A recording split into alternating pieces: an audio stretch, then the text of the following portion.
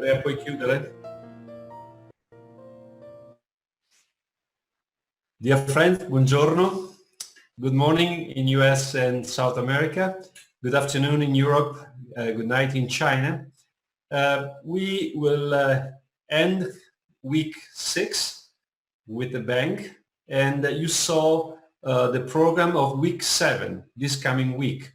Also, as I promised, I am presenting you the program of the final week, week 8. So let me briefly share the screen. Week 8 is going to be the last week, and is going from May 18 to May 21st. Topic will be ethics, sleep apnea, and temporomandibular disorders. And the speakers will be Peter Greco on Monday, Amaio Hall from England on Tuesday, Ambro Michelotti and Jacopo Cioffi from Naples and Toronto. And the final lecture will be Martin Palomo. So ethics will be the topic of Peter Greco. Then Professor Amaio Hall, dental sleep medicine. Beyond teeth, what do we know about pain and dysfunction? Ambro Michelotti, University of Naples, Federico II, and Jacopo Cioffi from Toronto. And then the final lecture is sleep apnea and the orthodontist. So I want to remind you to use the question and answer button to facilitate the work of the moderators. And if you have any question that you particularly like, you can use a like button to emphasize the question. And without any further ado, I hand over the floor to Anne to introduce today's speaker and moderators. Anne? Thank you. Well, welcome. Happy Thursday. I'd like to introduce our speaker, Mohammed Masood. He completed his orthodontic specialty and training and earned his doctorate at the Harvard School of Dental Medicine. He received the Joseph Henry Award at the school for clinical and research excellence. And he also was awarded the Harry Sitter Award from the American Association of Orthodontists. Dr. Masood is a diplomat of the American Board and has served as an examiner for the board. In addition to practicing in private practice for over 13 years, he was the clinic director, the orthodontic clinic director at the Boston University Henry Goldman School of Dental Medicine, and he is currently the director of the orthodontic program at the Harvard School of Dental Medicine. Mohammed holds 3 patents, and he's published over 20 papers that he has presented nationally and internationally. Mohammed is very well known and has done a lot of research in growth, and is going to talk today on considerations and management of Class 2 patients. We have moderating for us today from the Angle Society of Europe, Patricia Olbach, and we have moderating for Angle East, David Musich. Without further ado, Mohammed, the floor is yours. Thank you, Anna. It's an honor to be introduced by one of my faculty, and I appreciate that. And I want to thank everyone that's been involved in organizing this meeting. Can you see my screen okay? Yes, we can see it. Okay. All right, thank you. Yeah, I want to thank Renato, Uta, and everyone involved in this. It's greatly appreciated, and it's a huge service for the community. So today I'm going to talk about considerations in the management of Class 2 patients. And I modified it a little bit based on what was covered the last few days to kind of try to tie it all up and tie it all together. So I'm going to cover these considerations, and it's a clinical presentation. So I'm going to show some cases. I'll show a little bit of research, but it'll mostly be cases to kind of give examples of these considerations. So we'll start out with growth and preventing dental compensation and how they relate to each other. So I'll start out here with the Cochrane review. So The Cochrane review that Dr. O'Brien is involved in, it has two parts to it. And the first part gets covered a lot. The second part doesn't seem to get enough attention, or I think it's actually the more interesting part. The first part covers the early treatment. And all those studies, and it's nice when you see different researchers reaching the same conclusion. All the studies consistently show that there's no real advantage to treating class 2 patients early. These studies were never designed to show whether or not functional appliances or headgears work. They were designed to see whether there's a benefit to treating early versus treating late. And that's why there was no untreated control. The patients that served as an untreated control for the first phase, all of them got treatment in the second phase. And that second phase of treatment often involved headgears, extractions, rubber bands, and sometimes even functional appliances in the second phase. So I think they're great studies at looking at the question they were designed to evaluate, which is whether or not there's an advantage to early treatment. The second part of the Cochrane review looks at studies that treated using functional appliances during the growth spurt. And that shows a slightly different picture. There are two randomized controlled clinical trials that looked at treating during the growth spurt. And both of them showed that there was a skeletal advantage to treating during the growth spurt. So most of you are familiar with the forest plot, and you can see that this is comparing functional appliances early versus late. And there was a difference after the first phase, but when you followed them up till after the control group got their second phase of treatment, that skeletal difference was no longer statistically significant. But when you look at the studies that looked at treating during the growth spurt, both of them, randomized clinical trials, showed that there was a skeletal advantage to treating during the growth spurt. And since that Cochrane review, there is a systematic review and meta-analysis that came to similar conclusions. The first group of studies all looked at treating early, and they all came to the same conclusion. And the second group of studies showed that when you treat late, you do have a skeletal advantage. And this looks at mandibular length. And there was a relatively recent study that came out after the Cochrane review, Martina et al., when she looked at mandibular length changes, comparing functional appliances to untreated controls, and there was a statistically significant difference in mandibular length, and mandibular length change, as well as ramus height change. Other factors related to growth that I look at are based on Frankie and Bechetti's study looking at the gonial angle. And when the gonial angle is below 125, that usually indicates the patient's going to be a good responder. And you want to start during the growth spurt. I think a hand wrist radiograph is more accurate than a cervical vertebra. I want to start when the sesamoid appears and the patient's just starting capping. And this study looked at other, cephalometric measurements like the mandibular plane, and they weren't predictive of who was going to respond well and who wasn't. Another thing that I look at on a Ceph, and I couldn't find any studies that this is just my observation, is that when the chin leans forward, when you have a forward extending chin, those patients seem to respond a lot better to growth modification. The only thing I could find about that was Ramzi Haddad and Joe Ghaffari's study, and they called it chin extension of the cervical mentocervical angle. And they found that the more acute that angle was predictive of the patient's skeletal pattern. And it makes sense. The more acute that angle, the more forward leaning the chin, the patients seem to respond better to functional appliances. So I'll go through my decision-making process regarding how I'm managing a class 2 patient.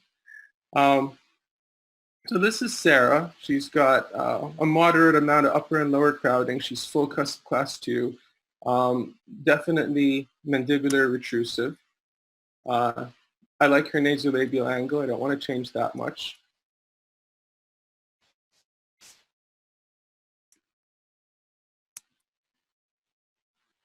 A pretty significant skeletal class 2. She's got that forward-leaning chin. Second molars are developing. And I'm getting a good vibe from her about her cooperation. Parents have got good control over the situation. She's motivated. If I've got all those, and she's at the beginning of her growth spurt, I'm leaning towards using a twin block. That's the appliance I'm most comfortable with, and I think I can get the nicest response with. The thing is, there are different ways to use a functional appliance, and I think it makes a big difference regarding what kind of outcome you get. Most textbooks will tell you to adjust the functional, when you're taking the bite registration, to take the bite registration at an edge-to-edge relationship, or sometimes even beyond an edge-to-edge relationship. The problem with that is that there's nothing holding those lower incisors back. And, you know, what's going to move faster? Lower incisors coming forward or the patient growing? And growth is a much slower process than proclining lower incisors. And I think if you're going to use a functional appliance like that, then maybe what Dr. Seki mentioned a couple of days ago is true, and you're going to end up with mostly dental changes. And maybe if you're using the functional appliance that way, maybe it's not much different than using class 2 elastics. But I think if you control the lower incisor inclination, like Mauro was mentioning yesterday, if you control the lower incisor inclination, you get to keep the functional appliance in for longer. You get to prevent that dental, you're treating it like a surgical case. So my goal is to procline the upper incisors, attempt to retrocline the lower incisors, and then use a functional. It's not the quicker way to do it. You definitely finish much, much faster if you take your bite registration at edge to edge or beyond, but you don't get the same outcome. One of our part-time faculty, Todd Rowe, always says orthodontics is like making souffle. It's not scrambled eggs. And I think that's the difference here. You can take your bite registration at edge to edge or beyond. You'll be done with the functional appliance in 6 to 8 months because the overjet's gone, and you're not gonna keep them in the appliance until they've got an anterior crossbite.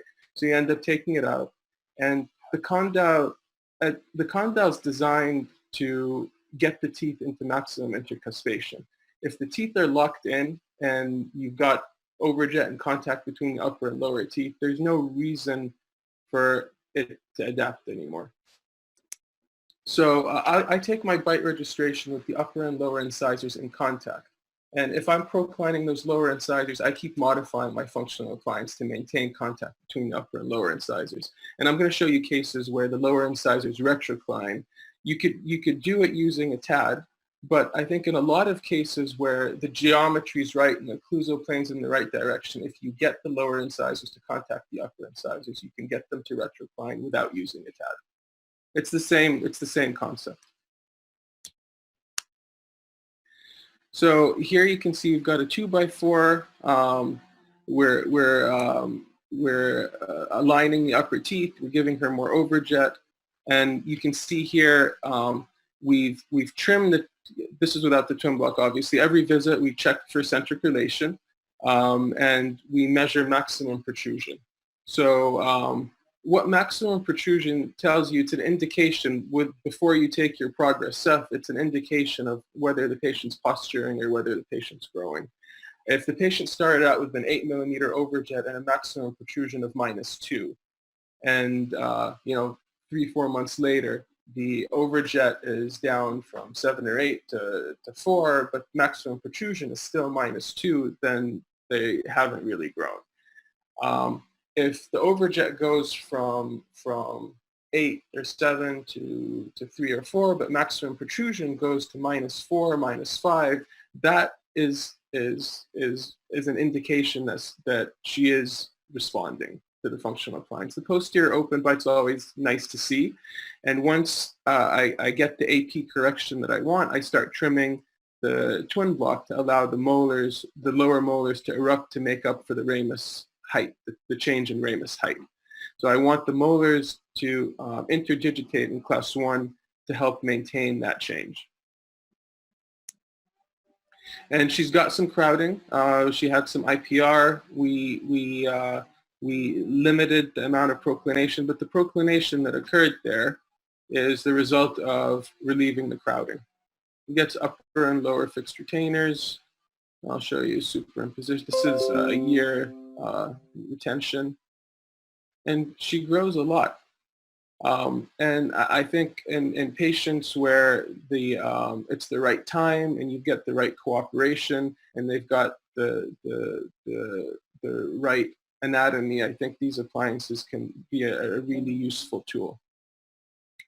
Now, if the patient's towards the end of their growth, or the child's talking to their mom, back at their mom a lot, or I see a lot of tension between the parents and the child, the parents aren't in control of the situation, or I'm worried about growth being close to being done and I don't want to waste time, I'll use a fixed functional appliance. I don't think they work as well, but if I don't want to risk losing that opportunity, I'm using a fixed functional appliance.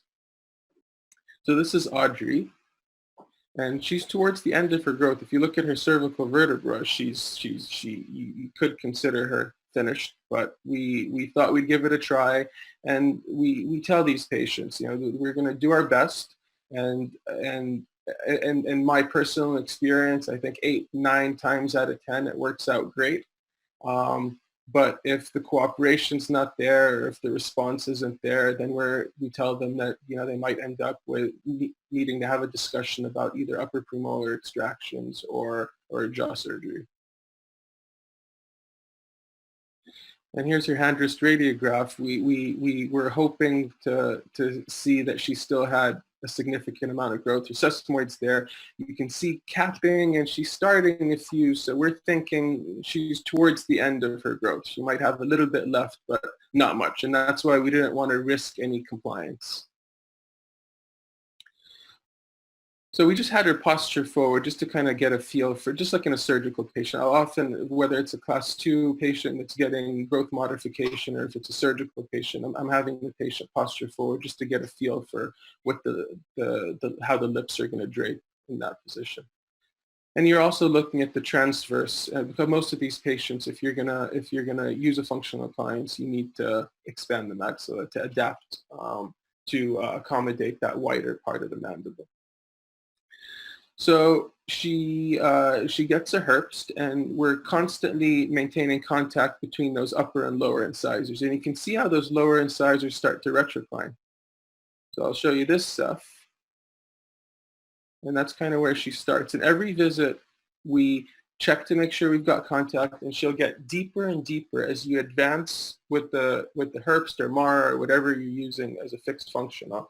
The more you advance, the more, if you maintain contact between the upper and lower incisors, you can get those lower incisors to retrocline. If you take your bite registration at edge to edge, there's nothing holding those lower incisors. They're going to come forward, and that's going to happen faster than the patient can grow.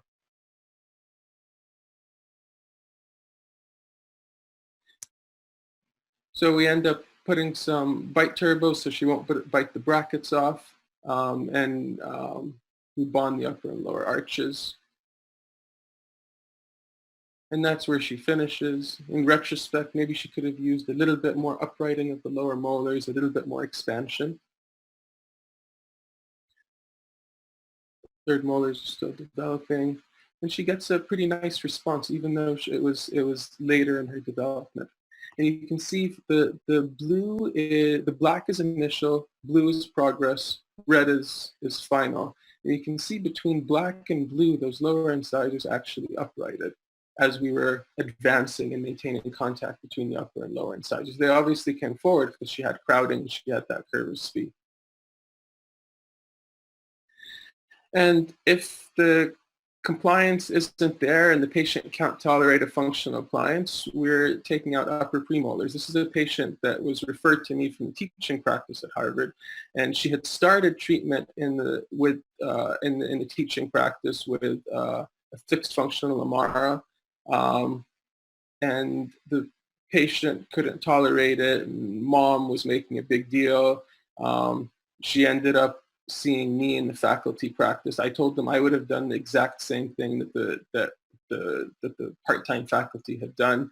But she wanted me to treat her at this point. I was extracting upper premolars. I wasn't going to waste my time, any more time on something that she showed that she couldn't really tolerate. So we extracted upper premolars. So I took the appliances off, took some new initial records. Still pretty much almost full cusp class 2. And we extract upper premolars and she finishes nicely. I think in these upper premolar extraction cases, to get them looking good, you really need a lot of torque on those upper incisors. So I usually use Warren springs for the majority of treatment. I've got partially activated Warren springs to maintain the torque of the upper incisors. The last thing you want on these patients is to just move the upper teeth, tip the upper teeth back to the lower. They just have that upper bi extraction look.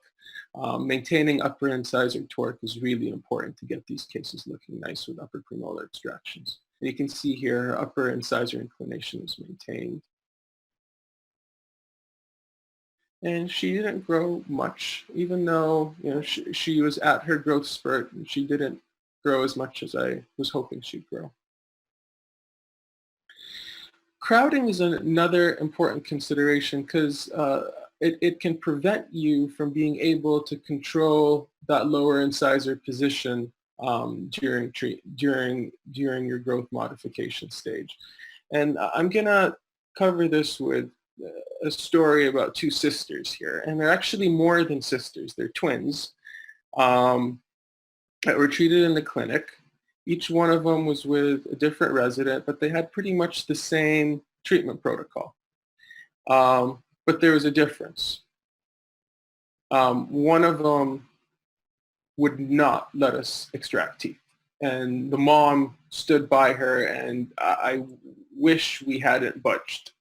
The second one was a couple of months behind her in treatment, and she let us take teeth out. So it's not often that you get identical twins with where you can treat them differently. But this is one of those cases.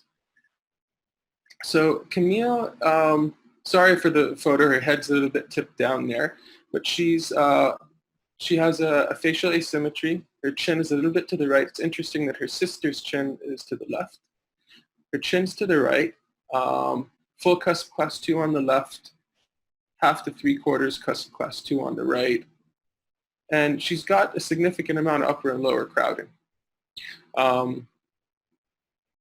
Wisdom teeth are obviously don't have room. Second molars are erupting. She's hyperdivergent. Lower incisors are at 90 degrees. They actually look pretty good, but she has a significant amount of crowding. So we told them we'll start out with some growth modification, but we said that growth modification is something we're doing to allow us to extract upper and lower premolars. So the goal was to get her to a point where the class 2 correction was achieved through growth modification, which would allow us to extract upper and lower premolars so we can get the incisors at a nicer inclination and reduce some of that lip strain that she had. If I don't correct the class 2 relationship with a functional appliance, then I'm locked into extracting upper bis and ending up with lower incisors that are proclined and chin-lip relationship that's not ideal. So if she gets a Mara, and she gets some expansion, you can see we're trying our best to maintain contact between the upper and lower teeth, but it's not always possible. If the occlusal plane and the depth of the bite aren't favorable, it's going to be very difficult to maintain contact between the upper and lower incisors, especially on these hyperdivergent patients. And this is one of those cases where I wish we had used a TAD like Mauro had mentioned yesterday. Anyway, at this point, we're talking to them about extractions, and mom is, I don't know if she had a bad day, but her and the daughter were completely against it, and they would not let us. And at that point, we're already in treatment, but they completely refused taking teeth out. And yeah, I wish we had stuck to our guns, because this is one that didn't turn out very nicely. And I think it's related to those lower incisors coming forward and getting her lower incisor. There's no room for those lower incisors. There's so much crowding in the lower that they have to come forward. We IPR'd, couldn't IPR enough to eliminate the crowding and maintain a good lower incisor inclination for her divergency. So she ends up rotating down and back, and then we're chasing the mandible backwards. And you can see there her vertical wasn't maintained well. Her lower incisors came forward. I don't like the lip strain that she's got. And the lower incisors didn't procline that much with the amount of IPR that we did. They're at 96 to IMPA, but they're pretty proclined for her divergency and for her face. And that's where she ends up, and I'm honestly not happy with her, with the way she looks. She finishes quicker than her sister, but I think her sister finishes better.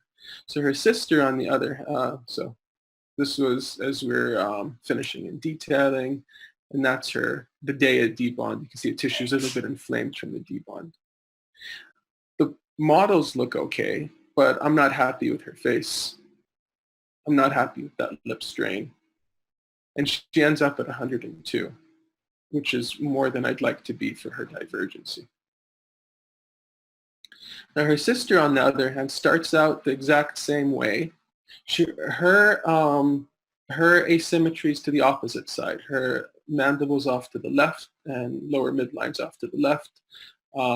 Both sides are a little bit more class 2 than her twin. And but Sarah lets us extract upper and lower premolars. So we're using the functional, and then about 2/3 of the way we extract upper and lower premolars, and that gives us the room to upright those lower incisors.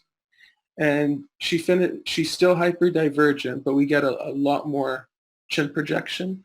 And part of that chin projection is some better vertical control, better she expresses some more growth in the anterior, and when the lower incisors are uprighted, it gives us better definition of the chin.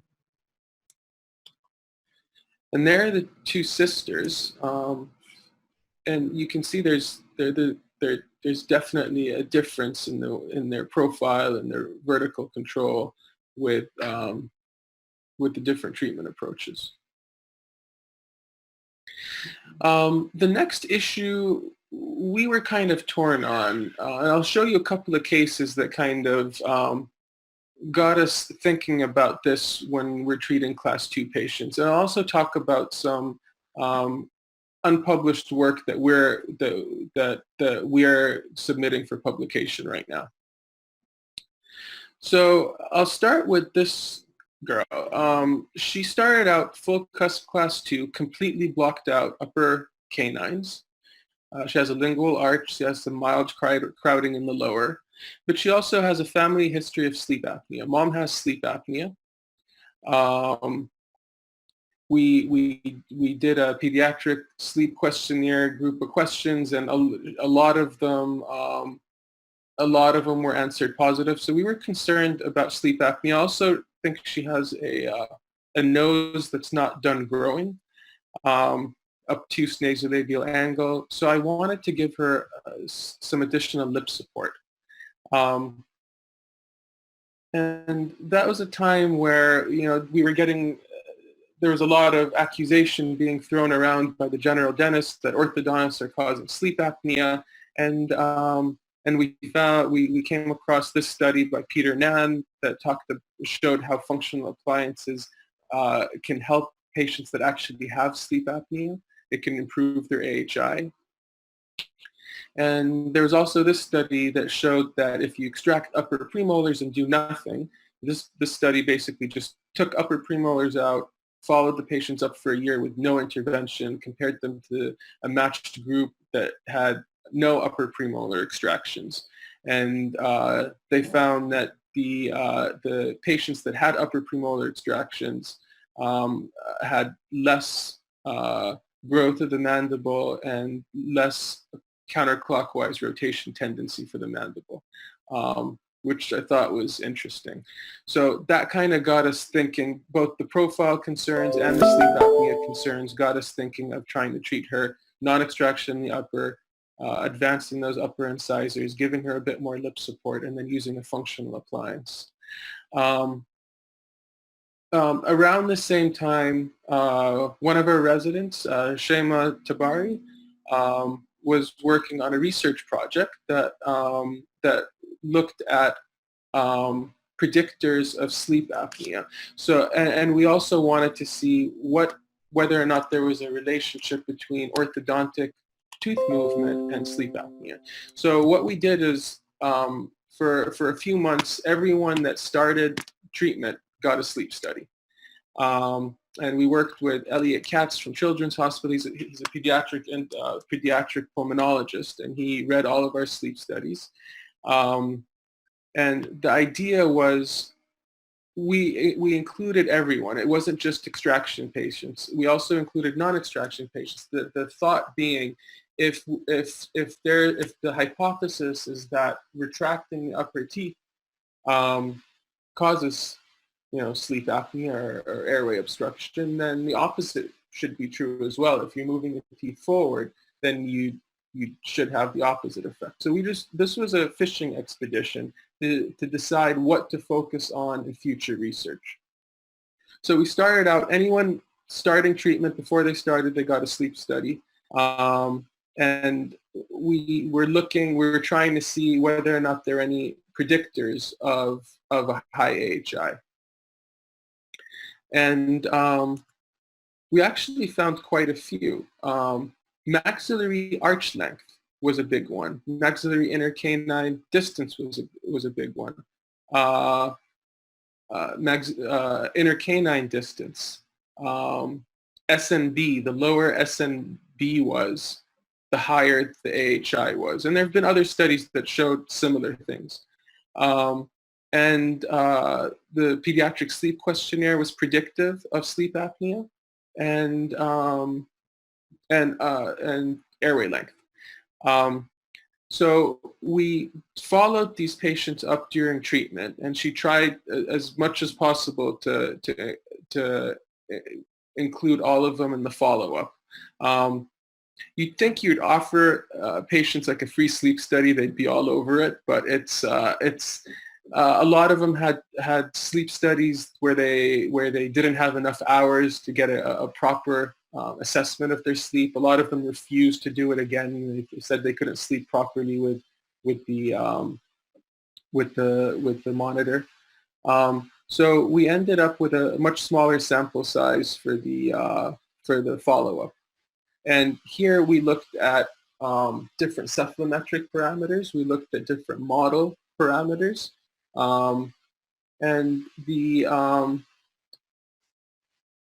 And we actually looked at AHI. A lot of this, the reason we were doing this is that a lot of the studies that look at extraction effects on airway, they're looking at the airway size. And the airway is not diagnostic of sleep apnea. You need a polysomnograph to diagnose sleep apnea. And there's the relationship between airway size, whether it's on a PAN, whether it's on a Ceph or a CBCT, is definitely weak. There is a relationship, but it's not a strong relationship. So when we followed these patients up, the only factors that we found that changed during orthodontic treatment that correlated with an worsening AHI or sleep apnea score were were maxillary arch length, so the distance between the molars and the incisors. When that distance between the molars and incisors increased, the AHI decreased. When that distance between the incisal edge and the first molars decreased, the AHI increased. And the intercanine distance had a similar, the mandibular intercanine distance had a similar relationship with the AHI. I was honestly going into this study being sure that we weren't going to find anything, and I would have been happy, publishing that. I was pretty sure we were going to go in there, look at all these measurements, and there wasn't going to be any relationship between changes in any tooth movements and change in AHI score. I was actually surprised that it was upper arch length on the models that was the only factor that was correlated, and we corrected for, we controlled for age, gender, BMI, and it was a pretty significant relationship between upper arch length and the AHI score, changes in upper arch length and change in AHI score over time. This was not a homogeneous sample. This was a fishing expedition to decide what to focus future research on. And I'll talk to you in a little bit about what we're doing now about this. So back to our patient. Second premolars are ready to erupt, and you can see those canines, upper canines, have nowhere to go. You see that obtuse nasolabial angle, that nose, and she's at the beginning of her growth spurt, and you know that nose is going to grow more. She doesn't have a favorable chin anatomy. Lower incisors are at 96, so I really don't want to see them come forward much, if any, if I have a choice. And so we decide to open spaces, advance the upper incisors, basically decompensate her, advance the upper incisors, make room for those canines to come in, give her a bit more lip support, and then use a functional appliance to get her lower arch to catch up with her upper. And then once we have enough clearance, we use Amara, and again we maintain contact between the upper and lower incisors to limit the proclination of those lower incisors. And she's in the Mara for close to a year. She obviously gets some expansion. And then we bond the upper and lower arches at this point. Canines are starting to erupt. They weren't exposed. Lower incisor here at the end of this is the day she was bonded, right at the end of the functional appliance phase, and the lower incisors are 95 degrees. I can't get that if I'm using rubber bands to correct the class 2 relationship. I'm getting retroclination of the upper incisors and proclination of the lower incisors. I have no way to control that with rubber bands, and I don't get the vertical control that I can get with the functional appliances, and that's why I think you get a better outcome with this way of treating the patient. And she gets a decent amount of growth. You see her nose grows, but her nasolabial angle is looking better. Here we're getting on the canines and finishing and detailing. And that's her finish. It's a fixed retainer on the lower.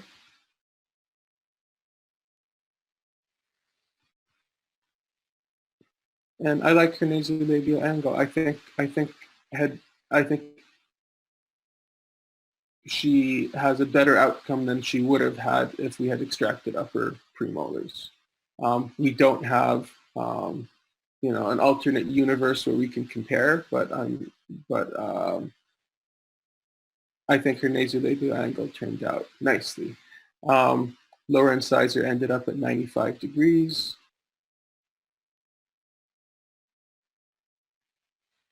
Now this patient got me reconsidering my my position on the whole upper premolar extraction situation. He has an older brother that's on a CPAP. His dad is on a CPAP. During the consult, he was there, his dad, I wanted to do pretty much the same thing we did for the previous patient, advance the upper teeth. He has obtuse nasolabial angle, canines blocked out, retroclined upper incisors. There's plenty of room to advance those upper teeth. And we agreed that we were going to do pretty much the same thing that we had done for the previous patient, open spaces, and we were going to actually use a twin block once we had clearance and had advanced the upper incisors. After we agreed on everything, next time the patient comes in, mom's there, and she says, extracted, he's getting upper premolars extracted, and there's no reasoning with her. I told her I think I'd prefer to procline the upper teeth and set him up for jaw surgery, and she was not having it. There's no surgery, there's no growth modification. Mom decided he was getting upper premolars extracted. And I think at that point, maybe I shouldn't have, but I learned something from giving in to her. And you'll see how the case turns out, because I was pleasantly surprised. So we took out upper premolars. The kid was a champ, finished treatment in well under 2 years. And this is the day of debond. What really surprised me is that he grew. His nasolabial, and again, upper premolar extraction cases almost all get Warren Springs with me. So he had Warren Springs for the majority of treatment to control the torque of those upper incisors. But he grew, and during treatment, I didn't really need to use any class 2 elastics. Nasolabial angle looks nicer, and he grew a lot. And I was pleasantly surprised. You see, I ended up advancing the upper teeth even though I extracted upper premolars. He was growing, and I just kept torquing those upper incisors. And that got me wondering, got me looking at my class 2 cases a little bit more carefully. And it also got me to work with another resident, Ashira Gendelman, on, this is his retention, these are his retention records. But we worked with Ashira Gendelman on going back and looking at our upper premolar extraction cases and comparing them to our functional cases, and looking at their airways and looking at the skeletal change that occurs during treatment. And I also started looking a little bit more carefully at my upper premolar extraction cases. And again, this is pure opinion / observation. I think once you start taking those upper canines back and on your upper premolar extraction cases, I think you start to develop, you get inclined planes where the patient starts posturing forward. I look for it, and I see a CRCO shift on these patients as you start to retract the upper canines. So maybe that's what's causing an improvement in the skeletal relationship. And this is different than the study that just took out upper premolars and did nothing. So this is upper premolars with intervention, where you start retracting the canines and bringing them into class 1. And I think once those upper canines start to come back, it's a little bit like what you see with a headgear. I don't know if people that have used a headgear have looked at this, but when I use a headgear, a couple of months into the headgear, you get a pretty significant improvement, but you take them back into CR and they're not there. The cusps, when the patient's transitioning from a full cusp class 2 to a class 1, you get a period where they start to develop a functional shift, those inclined planes, get the mandible to posture forward a little bit. And I think that's why patients on headgears do have a little bit more growth than untreated controls. So in this study, we looked at upper premolar extractions compared to functional appliances. We did an airway analysis, and we also did a cephalometric analysis comparing mandibular length, ramus height, A and B changes. All the skeletal measurements improved a little bit more on the functional appliance patients, but it wasn't statistically significant. The thing that was statistically significant was superior airway space and retropalatal airway space. Everything else was a little bit better on the functional group, patients in the functional group, but it was not statistically significant. The difference was not statistically significant. Superior airway space and retropalatal space was. And the reason we wanted to look at this was, Shayma's study, where we just looked at everything, all the types of movements we did in the clinic, we thought, what cases have a change to the maxillary arch length more than upper premolar extractions on patients with an excessive overjet? So that's kind of what Ashira focused on. Patients that had excessive overjet, class 2, and had upper premolars extracted compared to functional appliance treatment. And she matched the cases pretty well, age, gender, and growth status, and so on. And this was interesting. All the airway measurements were better in the functional group, but these two measurements were statistically significantly better. So maybe the growth advantage isn't as big as I thought it would have been comparing functionals. I thought you'd extract up, and I don't do upper buys a lot on growing kids. It's my last resort when I use all the other tools and the patient refuses jaw surgery. That's when upper buys come out. But maybe I was too hard on upper premolar extractions, because you can get, I think if you control the upper incisor inclination well, and you manage the vertical well, I think you can still get a significant amount of mandibular growth on these patients. The last patient I'm going to talk about is, and the last consideration I'm going to talk about is kind of relevant to this time that we're in, patient availability or doctor availability. So this is a patient, Selena, who she was 11 years, 7 months old. Primary concern was that upper canine that's blocked out. No significant medical history. History of trauma to her upper incisors, and that's related to the next issue, which is she lives on a 50-foot aluminum boat. Her parents are explorers, global climate expedition, and they told me that she spends most of her time crossing the Atlantic or the Pacific, and I'm not going to be able to see her more than twice a year. There's 1 year where I might have seen her 3 times, but that was it. And that affects what you can do. You don't want her having emergencies in the middle of the Atlantic Ocean. So that's their boat in the Arctic.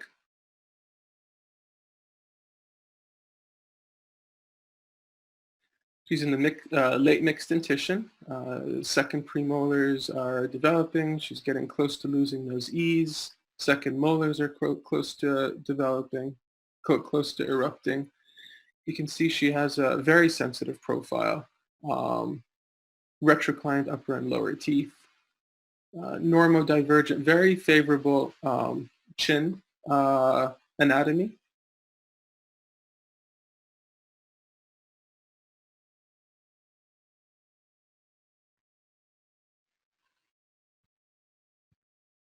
So retrusive upper and lower lips, retrusive chin. Both midlines are off to the right. The upper canine is more blocked out. She has a blocked out lower right premolar, and that's why her lower incisors are off to the lower midlines off to the right. Mandibular hypoplasia. She has a short lower face height. She's not that hypodivergent, but she does have a short lower face height. Class 2 molars and canines. She has an impinging deep bite, retroclined upper and lower incisors, and severe upper and lower crowding. And she's got undersized upper lateral incisors. So we have our work cut out for us, especially that she's telling us that we can't see her regularly. Now, in a normal situation, I'd have a 2x4, open spaces for those canines to come in, give her a little bit more, give her more upper lip support, open room for that lower right premolar, and go for some growth modification. I think she's lost a little bit of space on the right side. I'd be considering distalizing on the right side as well. But all of that's off the table because I don't want her with a broken distalizer or a broken 2x4. I guess we've all gotten a little bit better at managing these emergencies from home and having Zoom, HIPAA compliant Zoom meetings with the patient. But this was before then, and I now know that I can do a lot more remotely than I ever thought that I could do. But this patient was before that era, and this was my first experience with remote care. So we end up choosing to do it with clear aligners, and she signed everything. I got her on the consent form. We added so many clauses to the consent form saying this is going to be an improvement. I treat a lot of patients with aligners. We do surgical patients with aligners, but this was out of my aligner, way out of my aligner comfort zone. But I also thought that, she's a really compliant girl. She's a really sweet girl. I thought that we could at least try our best to give her an improvement, at least try to get those canines in. I told them we'll shoot for ideal, but I seriously doubt we're going to be able to get anywhere near an optimal result if our hands are tied this way and we're only using clear aligners. So I asked for distalization of the molars on the right side, 20 degrees, 2 to 3 millimeters, as well as some derotation of the upper right molars. I wanted class 2 elastics from the upper right canine. I thought she was very lucky in that way. I thought she was lucky because the lower right premolar is, the lower right second premolar is blocked out lingually, and the upper right canine is blocked out buccally. And I thought that was very convenient. So I wanted her to wear rubber bands from the upper right canine to support that molar distalization, and to wear the rubber bands to the lingual of that lower second premolar so that as we're opening spaces, that lower second premolar can move labially.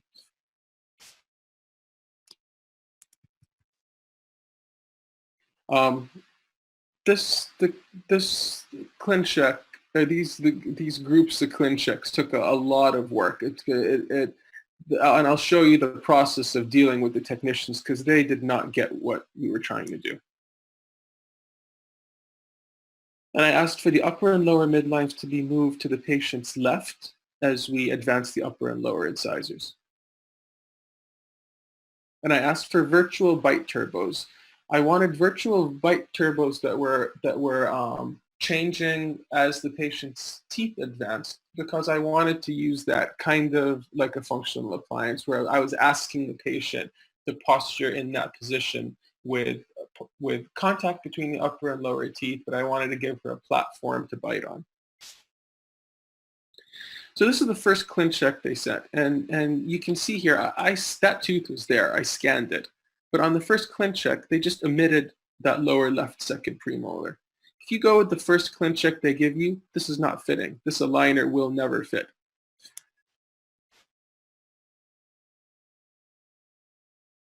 The other thing they did is they omitted this canine. It's there, but they got rid of it. And again, if you go with this, probably around the aligner 10 or 15, the aligners will stop fitting. And on the left side, they give you this massive tooth that doesn't really, I mean, it gives the tooth room to erupt, but it doesn't, you can do better. And they finally gave me the tooth, but then as they get it to erupt, you have to pay attention with these growing patients or patients with teeth that are erupting. I want you to notice the neck of this tooth. As the tooth erupts, it gets skinnier. So right about halfway through treatment, these aligners will stop fitting because we all know that the unerupted part of these canines is much wider than what we see.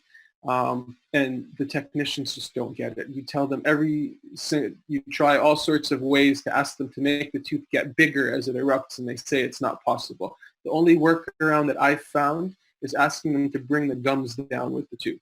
So tell them to assume this is the tooth, and then as it comes down, just bring the gums with it and don't try to erupt it because they can't, their algorithms can't predict the unerupted part of the tooth accurately. Here we're at plan 7, and I'm pulling my hair out because they give me a pontic in that area. They're not giving me the real tooth, and they're making room for it, but it's still not what I'm asking for because I can't use a rubber band for that. They end up giving me the tooth, but they wouldn't give me a cutout for a rubber band. They said the clinical crown was too short, so they couldn't give a cutout for a rubber band to be worn. The work around that ended up being asking them to forget about the cutout, just give me the tooth, show me the scanned part of the tooth, but make the clinical crown shorter, bring the gums up, and that's something they can do. So they can assume that the clinical crown ends here and assume this is gums. And what that does, it gives me this part of the tooth, the lingual cusp, for me to bond the button to and have her wear an elastic to that. So this was plan 8, and this is the one that we ended up going with. We're advancing the lower incisors, swinging the lower midline to the patient's left, distalizing in the upper, doing some sequential distalization in the upper, making room for those upper canines to come in. And she comes back about 9 months later, and this is where she's at. She's lost her baby teeth. She's got some improvement. That lower second premolar's in. The canines are in the arch. She's still about half cusp class 2 on the right side, maybe a quarter cusp class 2 on the left. And she's on aligner 41 of 54, and we decide to do a refinement at that point. The goals of the refinement were a little bit more distalization. The upper incisors were tipped to her right, and we wanted to upright them. And we wanted to refine some spaces for the upper incisor buildups. She also had a fracture of her upper teeth that happened on a stormy day on the boat, and she had chipped her tooth a while back. So we wanted to do a little bit of composite work on those upper incisors. So she had a couple of months of nothing, and they flew her in from Iceland to start the refinement. So between September and November, nothing really happened. This is her after the first refinement. She's starting to look a little bit better. Canines are class 1, midlines are a little bit closer, still has the tip issue with those upper incisors. Lower crowding's pretty much gone. And at this point, I build up her upper laterals for her, and we scan again for another refinement.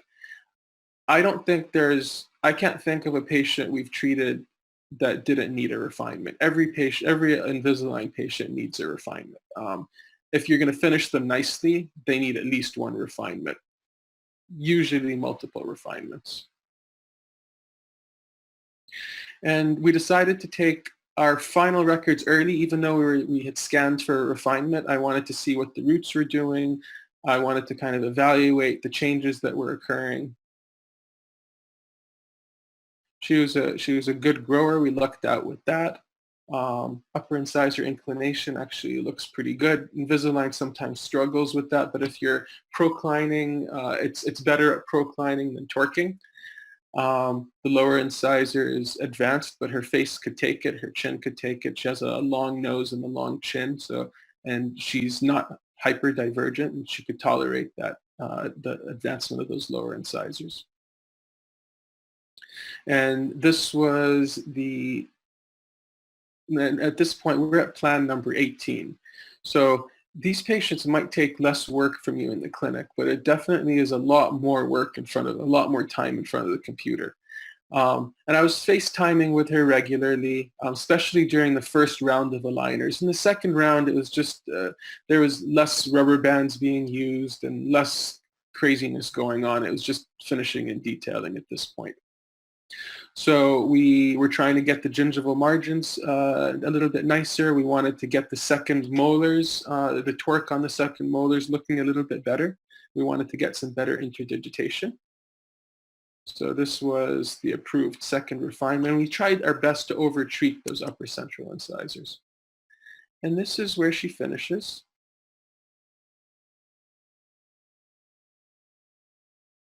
And she finished with a result that was better than I had expected. The conclusions are functional appliances are tools, and you could use them or misuse them.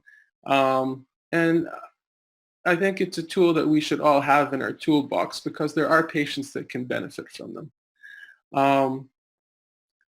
I think preventing dental compensation, treating these functional cases like surgical cases, controlling as much as possible the lower incisor inclination.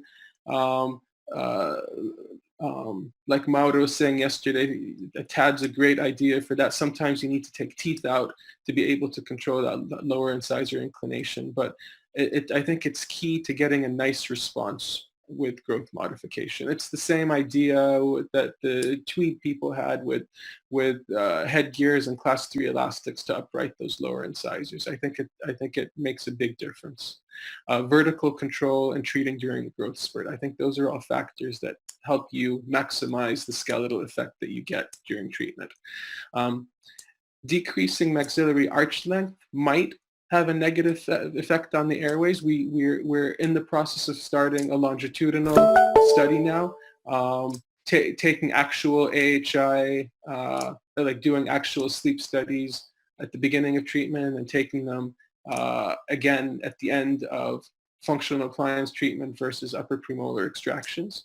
And based on our previous findings, we need to try to answer that question a little bit better. And finally, clear aligners can be useful in treating situations where patients cannot be regularly seen in person. And I want to thank the organizers once again for the invitation, and I want to thank all of you for your attention. Thank you.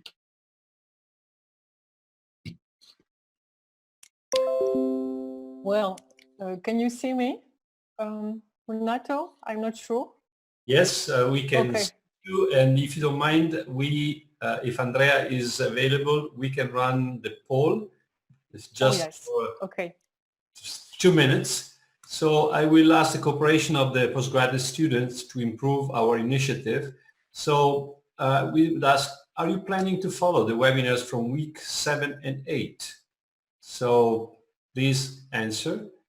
The second question is, how do you judge the selected topics of the webinars? I leave you few seconds to decide. And then the third question is, how do you rate the discussion afterwards so that we can evaluate if we want to change the model of these webinars? And finally, would you consider to follow some selected angle webinars during the rest of the year? In a scale 1 to 4, what would be your intention in that respect? So after leaving the students the time to answer, I will hand the floor to the moderators to start the discussion. Thank you very much. Please. Okay. First, thank you so much, Dr. Massoud, for this brilliant presentation lecture. And we know that this topic of class 2 treatment is always really interesting, regarding the number of participants we have and regarding the questions we have. Many topics we have to discuss on.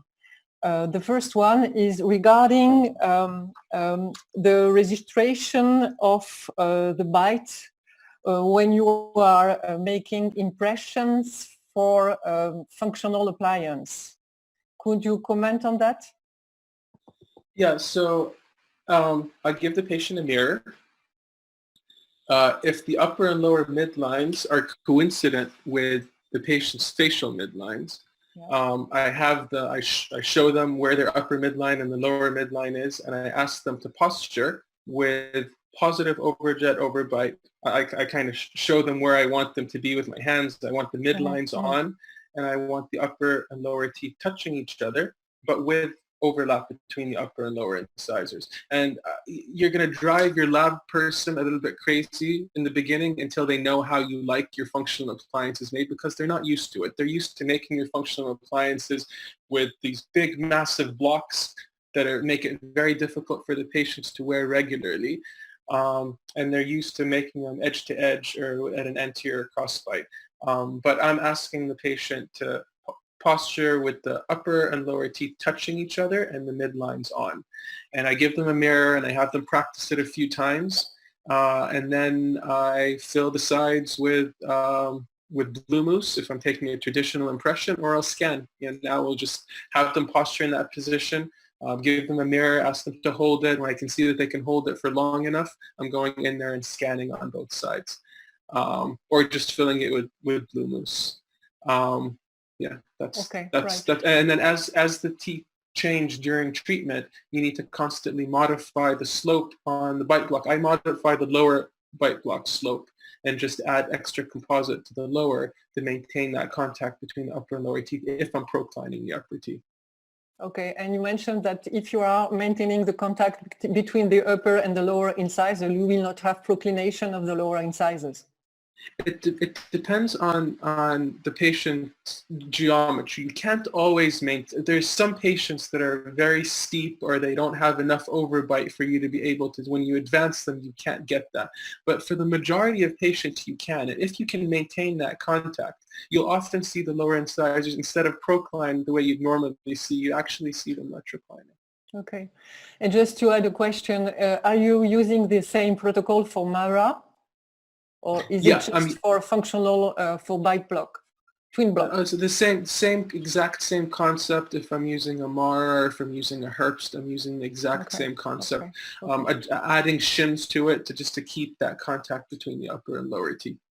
Okay. I'm pleased to hand over to you, David. Well, thank you. We have a number of, I'm going to pick the first question that seems to be of interest to many of our attendees. Could you elaborate more on why you think removable functional appliances work better in your hands than the fixed functional appliances? Is this sort of an evidence-based concept, or is it just operator bias that may come into play with this choice? I think it's a combination of operator bias and just personal observation. I don't have a study to prove that it works better, but I tend to see more dental movement. I think with a Herbst or a MARA, you tend to see the molars slip forward or tip forward. You don't see that as much with a twin block, because that lower arch length is locked. So I think you see less developing of that curvus spee and less tipping of those lower molars if you're using a twin block. And this is just personal bias and observation. Is I can keep the twin block in for longer, and to me, the longer I can keep the appliance in for, the less dental compensation that's happening, and I'm hoping I'm getting more skeletal change. And just again, this is just pure observation. They seem to look nicer at the end with a twin block than with a fixed functional appliance, and that's just my personal observation. This kind of follows. I'll just do a follow-up if that's all right.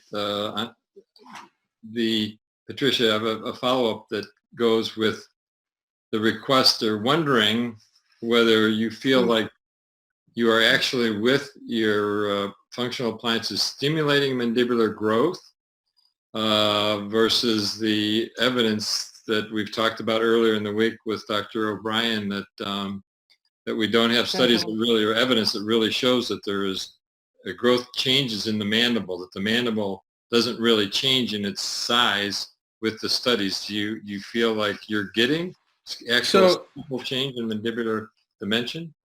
So all the studies that looked at early treatment consistently showed that there's no advantage over treating late. But those studies, again, they were never designed to show whether or not these appliances work compared to untreated controls. I think that table that forest plot that I showed for the for treatment during the adolescent growth spurt compared to untreated controls. That's from Kevin O'Brien's Cochrane review. It's there. If you look at the Cochrane review, that table's there. It just never gets mentioned for some reason. And it's, that is the best evidence that we have for treating during the growth spurt. There are 3 randomized clinical trials that all show exactly the same thing, that if you treat during the growth spurt, there is, it's not a huge change, but there is a statistically significant improvement to the skeletal relationship. I also think most of those studies were not, we're taking a traditional bite registration. So I think that, I think you can get more than that. But even in those randomized clinical trials, which is the best evidence we've got, all of the ones that looked at treating, I couldn't find a single randomized controlled clinical trial that treated during the growth spurt that showed that there was no difference compared to untreated controls. The other part of that is, why do we treat a patient that has a lateral shift early? And there's plenty of research that shows that the condyle adapts over time. If a patient has a lateral shift for an extended period of time, they develop asymmetries. The condyle does adapt to get the patient to intercuspate. There's obviously limits. The patient's genetics have will limit how much growth potential the patient has. But I think if the patient's in their growth spurt, there's a range and there are epigenetic factors that can determine whether or not the patient reaches their full potential. And there are things that we can do to control the vertical dimension, to create an environment that helps the patient reach their genetic potential of how much that mandible can go. Obviously, there's some patients that need jaw surgery because their jaws are so small and they don't have the potential to fully correct a significant discrepancy. But I think the majority of our class 2 patients, there are a lot more patients that get sent to surgery than necessary, I think. I think it's a great answer for the many residents that are listening in on the program to try and understand that controversy. And I think that was a very, very good answer, Mo. One last thing is, there's a researcher named Dan Lieberman. He's at the Peabody Museum. He's an anthropologist, he's a physical anthropologist. And he publishes in Science and Nature and stuff like that. So he doesn't publish in orthodontic journals, but some of his papers actually have cephs. And he has a really interesting study that kind of highlights these epigenetic factors that influence mandibular growth. He takes pigs and he gives them fresh fruit and takes another group of pigs and gives them fruit that was put in the microwave. And these are all siblings, like pigs that are litter mates. And the patients the pigs that are on microwaved fruit had mandibles that were 10% shorter than the ones that had fresh fruit. So that shows that there are epigenetic factors that do influence the expression of an individual's growth potential. Thank you. Yes, thank you. Now we can go a little bit faster because we have a lot of questions to answer. It's regarding the treatment with 4-by extractions. Would you consider doing the 4-by extractions before using the MARA, while you are not leveling and aligning before using MARA? So I try not to. There are exceptions, but I try not to bond the lower arch, because once you bond the lower arch, even if there's a little bit of crowding, those lower teeth are going forward. So I want to not bond the lower arch, and that allows me not to have to deal with issues like tooth size discrepancy. If I bond the upper and lower arches, I'm having to deal with whatever tooth size discrepancy the patient has. Those lower incisors are coming forward with the NiTi wires. It makes it a lot harder to prevent dental compensation. If those lower teeth are crowded, and I'm using the appliance to try to retrocline the lower teeth, I don't care if they get more crowded. If they get more crowded, I'll take teeth out later on. I don't have a problem with that. But I want to retrocline the lower teeth as much as possible, let them crowd, because I want to maximize the time that I can keep them in a functional appliance and try my best to maximize the skeletal response. Yes. Okay, here's a question that several people had. First, I thank you for your lecture. Why wasn't the Mara used from the beginning in the case with the upper threes impacted? Wouldn't the headgear effect have helped the distalization of the upper molars? Are they referring to the last case, or the one with the bilateral, the girl with the bilateral impacted canines? Yes, that one. So I didn't use the Mara from the beginning because there was no room to advance her, and I didn't want to take her beyond edge to edge. So okay. I wanted to maintain the contact because she's starting out at 96 degrees with an IMPA of 96 degrees. If I put her at edge to edge, lower incisors are going forward. So I created an environment where A, the canines could come in, and B, I could start using a Mara and maintain contact between the upper and lower incisors. And to be honest, open coil did cause a little bit of derotation and distalization of the molars. You can actually see the molar relationship getting a little bit better even before we put the Mara in because of that open coil. In that same type of case, just to follow up in that same type of case where there's third molars developing nicely, would you ever consider extracting upper second molars to facilitate the headgear effect of the Mara on the first molars? Have you done that and found that to be an effective strategy? I think it makes sense. I know people that do that. I haven't had the guts to do it.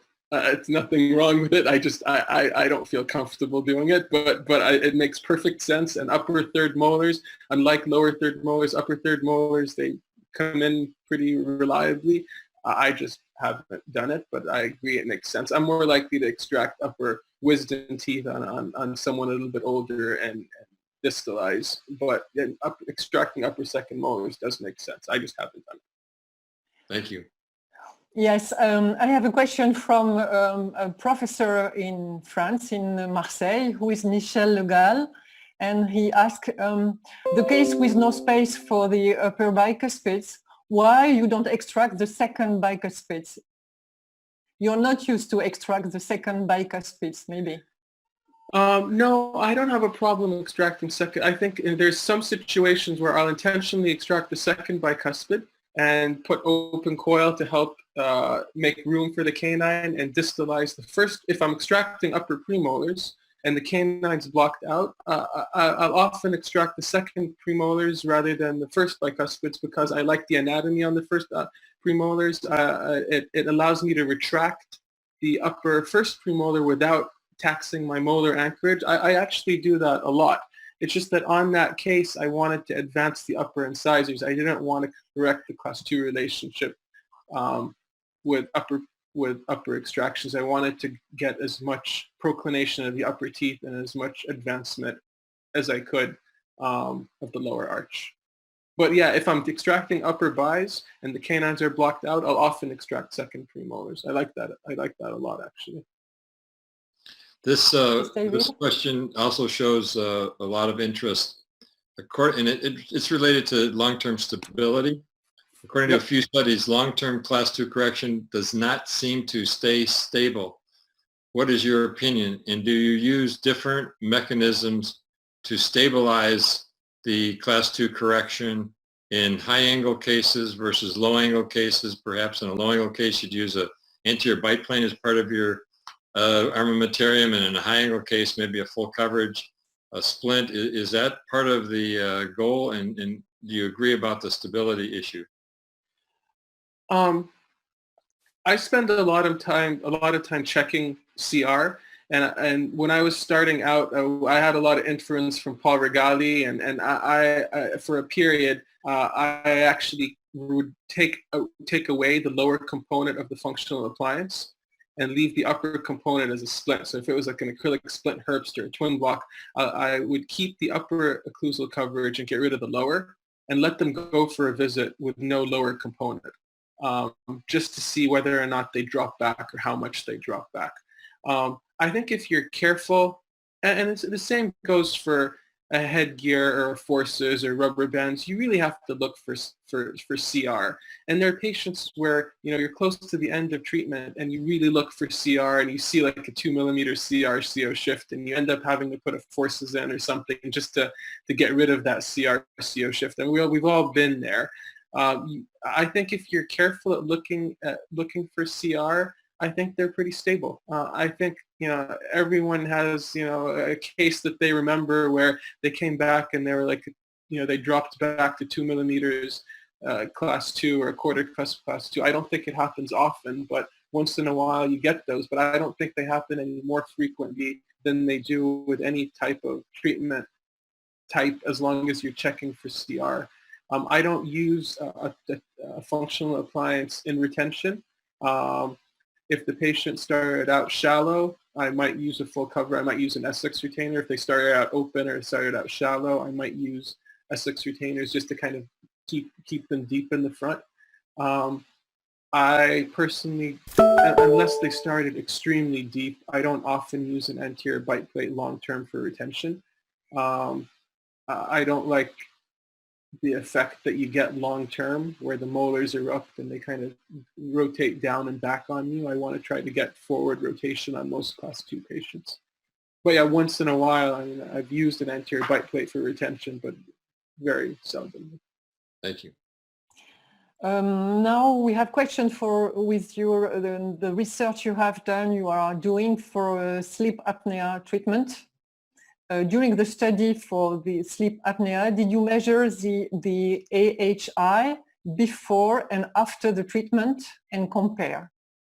Yeah, so the longitudinal study that we just did for every patient that was getting treatment, we were taking AHI before and we were taking AHI after. And that paper is being reviewed right now. Yeah, so we did AHI before and after. That longitudinal study that we did was not looking at air. We did measure airway, but the primary outcome we were focusing on was the AHI. And it did get a little bit worse when the maxillary arch length decreased. I wasn't expecting that. In this research, did you compare the skeletal discrepancy, skeletal vertical discrepancy with your with the patients? Did you compare it or not? Yes, we did, and when we looked at it cross-sectionally, there was something there. So when we looked at it cross-sectionally at the beginning of treatment, the patients that were more class 2 had higher AHIs. Yeah. But when we followed them up over time, the change in the skeletal relationship, again, this was our sample, and this was a fishing expedition to kind of decide what to focus on after that. But we didn't notice in our sample. It doesn't mean that it's not there. We might not have changed the skeletal relationship enough of those patients to find statistical significance. It doesn't mean that there's no relationship. But we couldn't, in our sample, find a relationship between the change in the skeletal relationship and a change in the AHI. David? We probably didn't have enough patients where we changed the skeletal relationship. That's my guess. This is thank you. Probably, I see Renato on, and I don't know. Yes, Renato is here. The hammer, the last question, but ties in with the AHI, the measurement. There's a couple of questions about how did you measure that arch length, and is arch length, in your opinion, a more significant factor than, say, expansion, maxillary skeletal expansion, when it comes to reducing the risk of AHI increasing? I thought that we would find a relationship with intermolar distance. So, that's what I was expecting. We just looked, again, we did it. This was just a kind of a preliminary pilot study to see if we could find something to focus on. And the upper arch length was the one that we detected in that sample. Very interesting. Renato, I turn it over to Thank you you. very much. Renato, just a comment from a participant. May I, just a small time, really. Thank you very much for the presentation. I have a question. If we will be able to get the recording of the webinars, which we were not able to watch. That is a very good question. I had this type of emails all the time, and I want to make clear, as a platform, for GDPR reason, we cannot keep recordings. Therefore, we cannot send recordings, but we send the link to every speaker so that the following day he can download his own or her own presentation. So the request should be made directly to the speaker, not to us, because we cannot keep a recording. Maybe in the future we will, but not at this point. So we, as the platform and the initiative, we do not have the recording of all the speakers, but all the speakers will have the possibility to download the recording, so you can ask them. And the recording will be cancelled from the Zoom platform after 24 hours. Because otherwise we would need the permission of all the patients, and it would be very complicated according to the EU GDPR. Okay, thank you for the participant. Okay, well then, it has been a great week. So I hand the floor over to Anne, but before, I want to remind you that at 7:00 p.m. Central Eastern European Time, we have tonight the webinar that we organized with the European and American Academy of Aesthetic Dentistry. And Greg Kinzer, great prosthodontist from Seattle, will give the lecture tonight. Do not miss it. It's going to be a great presentation. Anne, please. Thank you, Renato. And thank you, Patricia and David, for job well done moderating. Lots of nice, interesting questions. And Mo, thank you very much for your presentation. So we closed the door on class 2s for the week, and we're going to turn our attention towards craniofacial growth, some cleft lip and palate, some eruption disturbances, and auto transplantation. On Monday, we've got Dr. Pierre Rank talking to us about normal and abnormal dental facial growth. Then on Tuesday, we take a trip to Denmark to spend some time with Dr. Bektor, and she's going to talk to us about disturbed tooth eruption. From there, on Wednesday, we get to go to my hometown, Boston, with Dr. Carol Ann Trotman, and to Chapel Hill, North Carolina with Dr. Timothy Turvey, an oral surgeon. And the two of them will talk to us about facial cleft and craniofacial update on orthodontics and surgery.